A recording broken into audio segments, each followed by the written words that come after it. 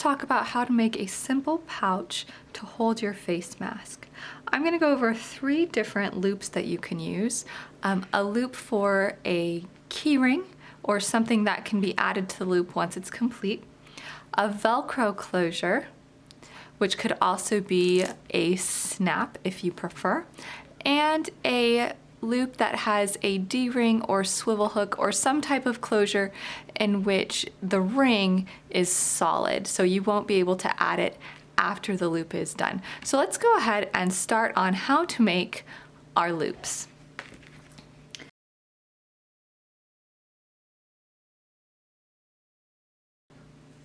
First thing you have to do is decide which type of loop you'd like to make. If you're going to make a Velcro loop, one that you add either Velcro or a snap to, you're going to want to cut out 2 pieces of fabric using your pattern. This pattern piece is 1 inch by 3.5 inches long. Take your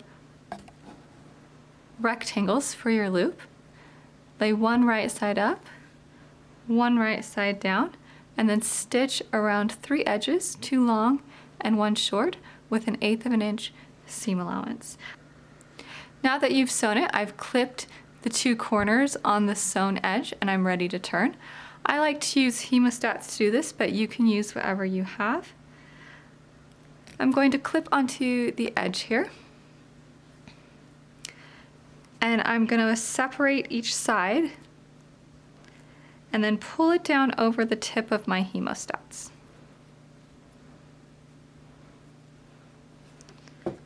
Let's try it this way.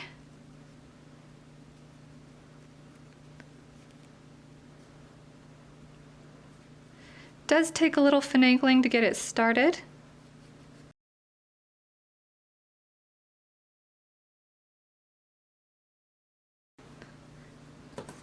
Once you've got it turned, you can use a corner turner, or I'm using a purple thing to poke out the corners. You'll want to press it flat.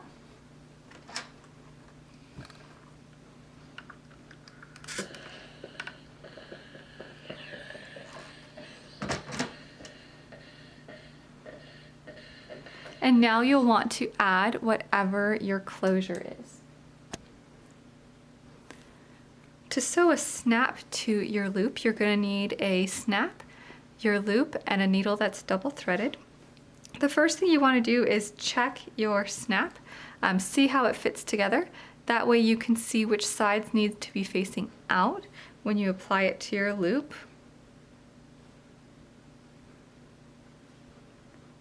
So I'm going to hand sew these in place. Make sure you keep this section open for your seam allowance. I'm going to go through each loop about 3 times.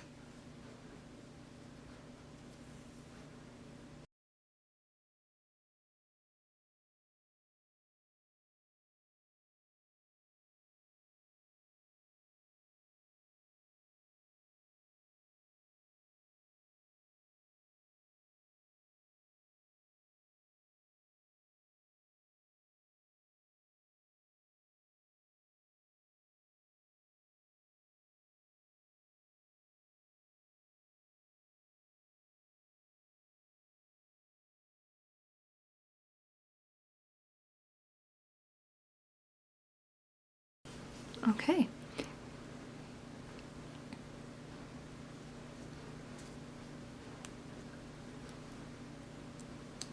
So there's a snap loop closure for your pouch.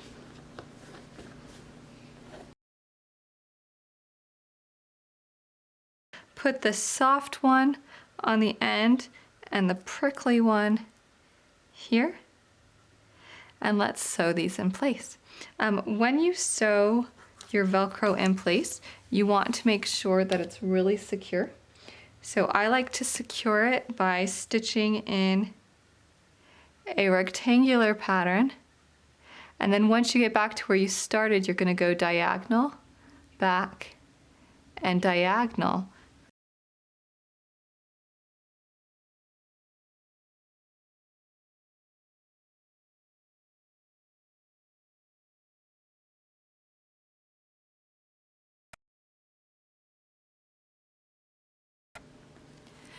If you want to make a fixed loop, so a loop that's not adjustable after it's been sewn, then you want to use the keyring loop pattern piece.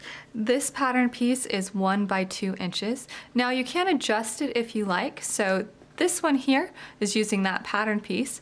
This one is just a little bit longer, so you can use whatever is your preference, but you want to go ahead and cut out a rectangle for that loop. I find that if I'm doing just a single layer of fabric, if that fabric is a little bit thicker, you only need 1 piece. If you're using thinner fabric, such as a really lightweight cotton, you may want to.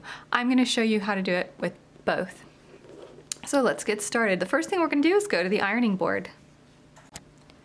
You take your rectangle of fabric and turn it right side down. You're going to take each long edge, so this edge and this edge, and you're going to fold it to the middle. If you want to be really exact, you can draw a line down the center, but you don't have to.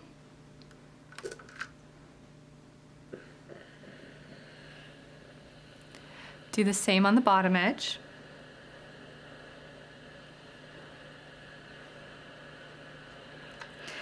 Be careful not to burn your fingers.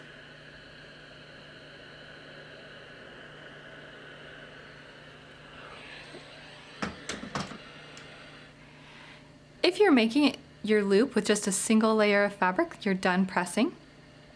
If you're making it with 2 layers of fabric, go ahead and grab another rectangle and do the exact same thing. I've now made 2 loop pieces, and we want to sew these folds in place. So if you're using a single layer, you're just going to take it to your sewing machine and sew on each side with 1/8 of an inch seam allowance. If you want your loop to be just a little bit sturdier, take your second piece, place it on top of the first so that the raw edges are trapped inside. So when you look at one side, it's finished. When you look at the other side, it's finished. And you're going to stitch down one side and down the other with 1/8 of an inch seam allowance. You can use whichever one you like. Again, if you're using thin fabric like cotton, 2 tends to be nice, but if you're using something a little heavier, such as this flannel, 1 piece is sufficient. So I'm going to use just 1, and let's go to the sewing machine.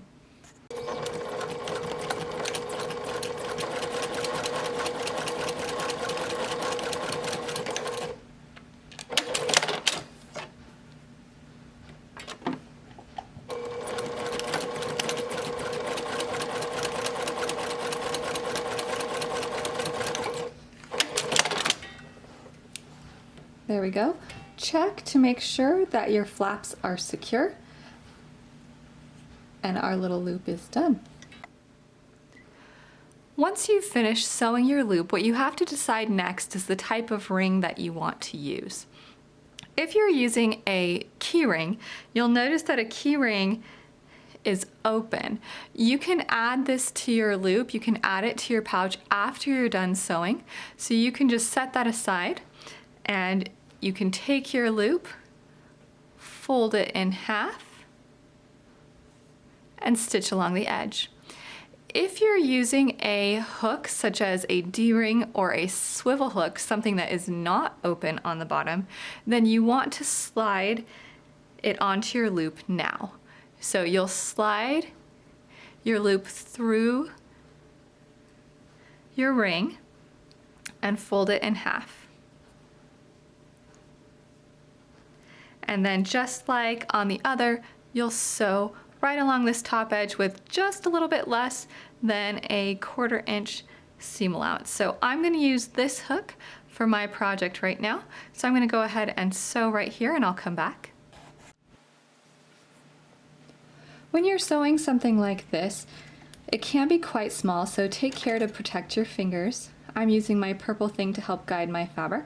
I'm going to go just a smidge less than a 1/4 of an inch.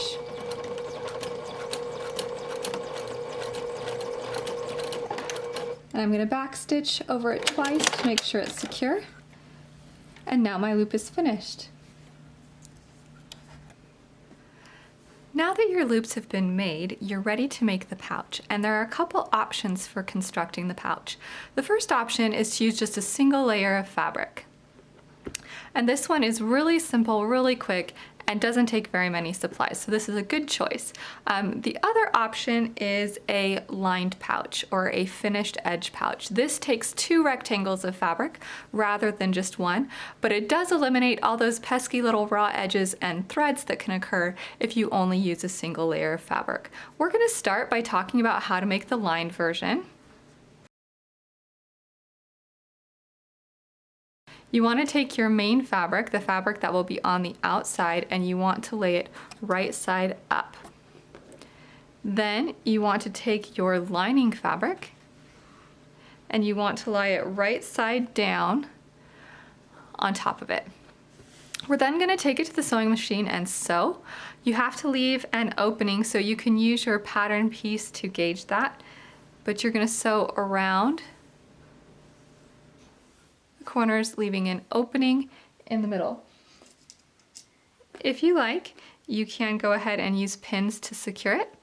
I'm going to use pins to mark where my opening will be. So I'm going to start at this pin, stitch around, and stop at that pin. So let's go ahead and do that. When sewing, we're going to use a 1/4 inch seam allowance.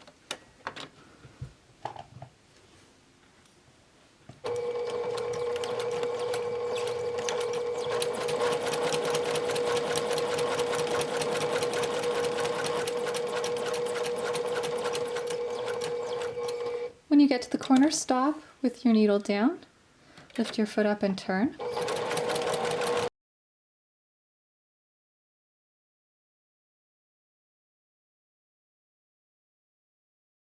Clip your corners. This will help when you turn. Take care not to cut your stitches.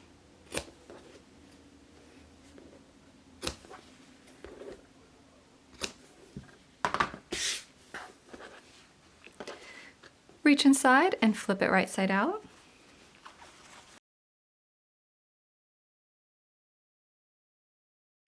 You can use a corner turner or some other turning tool to help push out those corners and edges.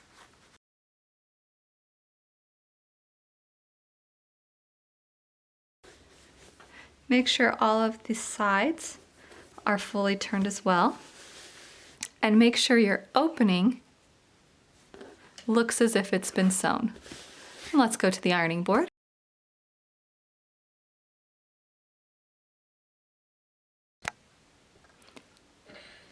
Next, we're going to top stitch down these 2 short edges. We're going to use an 1/8 inch seam allowance just down these 2 sides.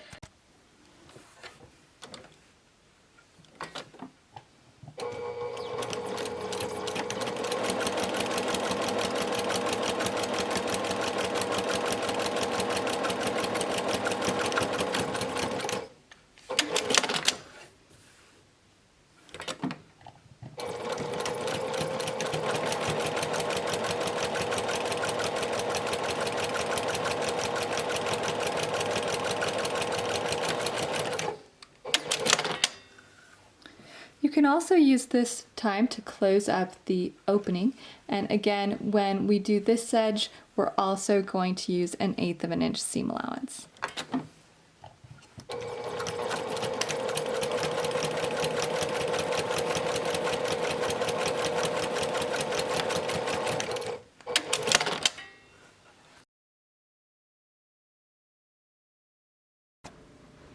To make the pouch that's just a single layer, the first thing we're going to do is go to the ironing board. Take your fabric and turn it right side down. We're going to finish both short edges by simply folding them over. So take one short edge, fold it over 1/4 inch, and press.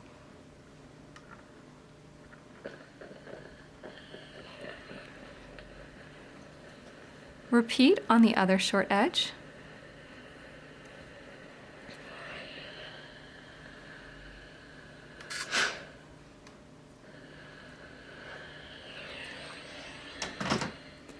Want to make sure that those folds are in place, so we're going to go to the sewing machine and sew with just a little bit more than an 1/8 inch seam allowance.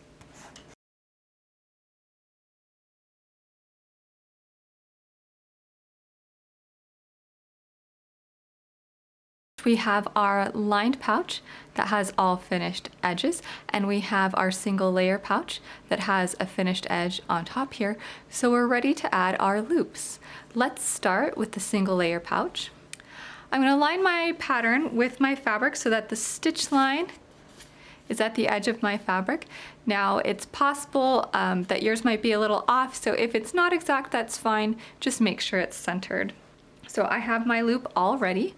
I've already constructed it. So this is where it will go, and I want to line it up with my raw edge. You can use a pin or a clip to hold it in place. So I'm going to go ahead and stitch over this with about 1/8 of an inch seam allowance.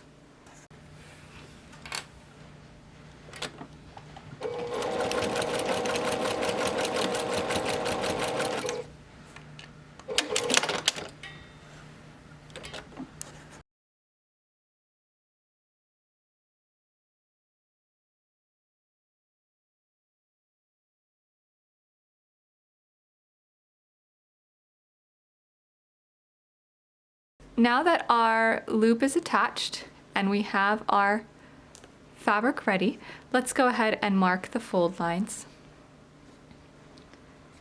So let's use our pattern piece. Make sure it's centered. I have a fold line here and here. Make sure it's centered.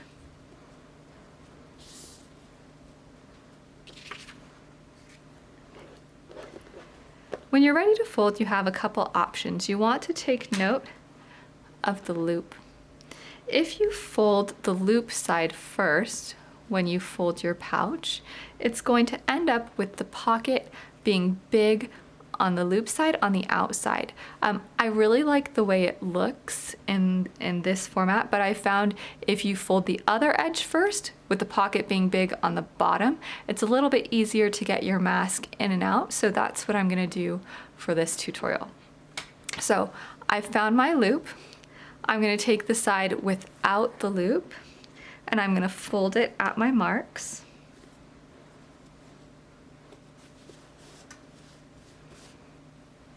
Now I'm going to press.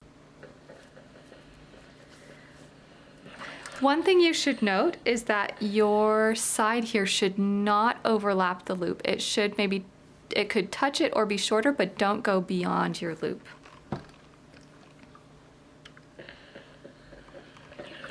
Fold the other sides at your marks.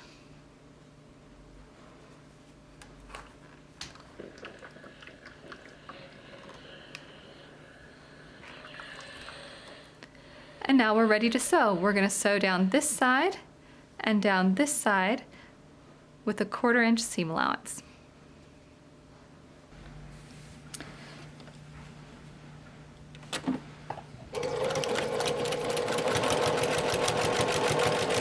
I'm going to back stitch at the edge of the top pocket, back stitch at the edge of the bottom pocket,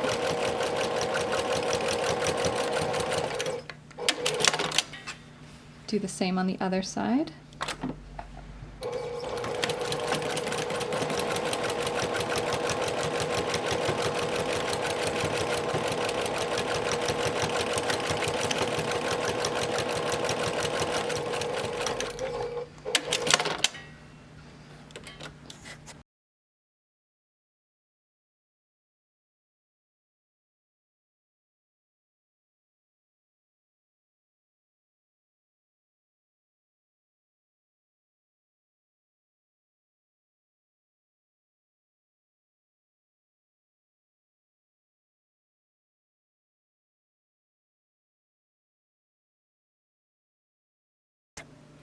My pouch is finished.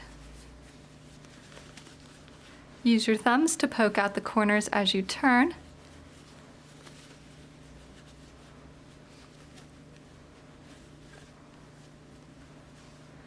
And there you go. You can now add any hooks that you need to add. So I'm going to add my key ring.